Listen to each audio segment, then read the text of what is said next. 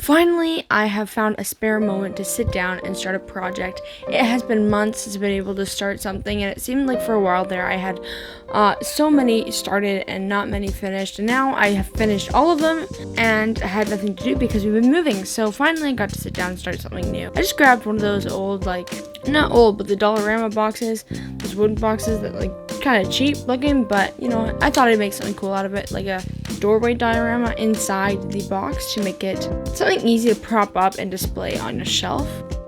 As usual, I went to that foam core to create the brick textures. It's just a go-to, to be honest. It's the one material that I probably use the most. And I've started to lay on some bricks. This was a very long process, even for something so small like this. Bricks take forever, and still measuring stuff and making sure you have everything right takes a while. So it looks like it shouldn't have taken that long. It took a long time. Also, I've been doing work and stuff, so it's probably not been the top priority, but it was a nice distraction for sure from all the chaos. But as I said, I'm just layering up some bricks made of foam core. The base is made of foam core. The bricks are made of foam core. So they stick together really easily. I don't have to worry about anything like that. A lot of time taken into this. Definitely watched some shows. I started Alias, which is like Jennifer Gardner. So I've been enjoying that, but just one of those simple, easy to get into, and don't have to pay too much attention, which is pretty nice for a project like this.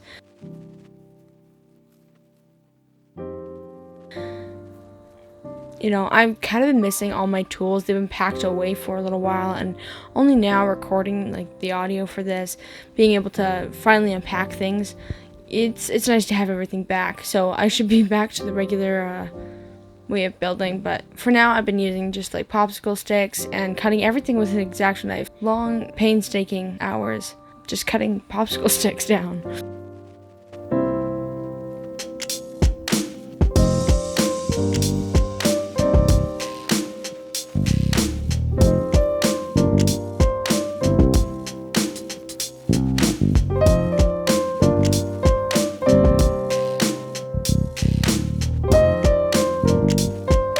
Alright, finally I get to the paint, and this is just it took me a long time just to get the colors right. It was first layering down the black so that the bricks were all sealed in, and then I was like, well, I don't really like it because the paint gets sucked into the foam core, so I had to go over it with toilet paper. This is just for every project now, this is what I do. It's just the easiest way to get it done. It dries it's not like paper mache because you don't have to wait that long.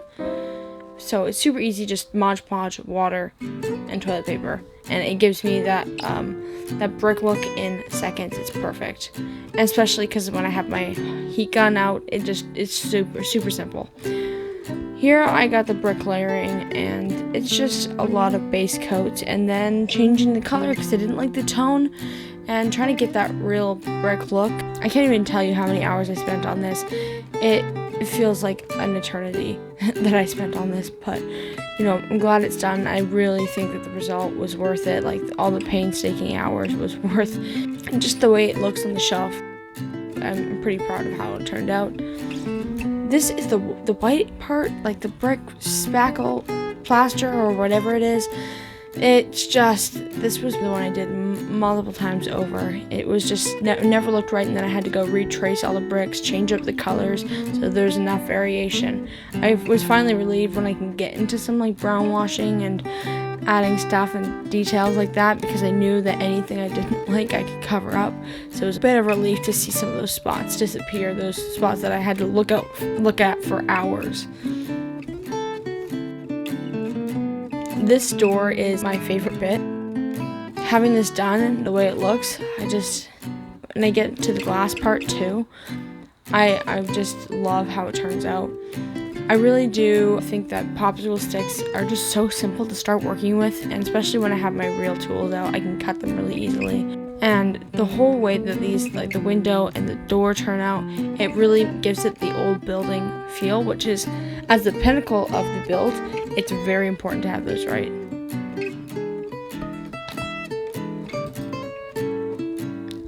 And then I have to put just the small details in. I have this pipe coming from the wall and down to the bottom. Like, all of these little details I really loved.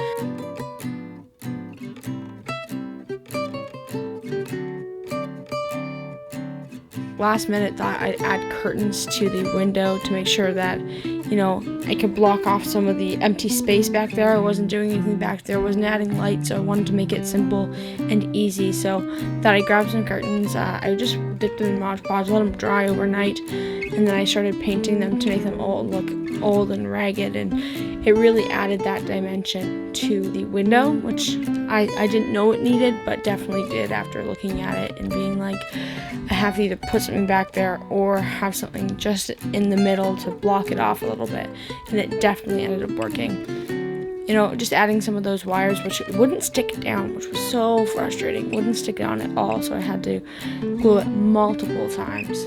This color was the most frustrating thing ever. I had this watercolor, so it was tough, but it was the only color I could get working, and usually I wouldn't use this color, but I'm literally sticking to dollar store material, so not too different from what I usually do, but it was just it was a nice project to get away from the regular packing and moving stress. So seeing it done like this in a matter of days, really, really liked how it turned out.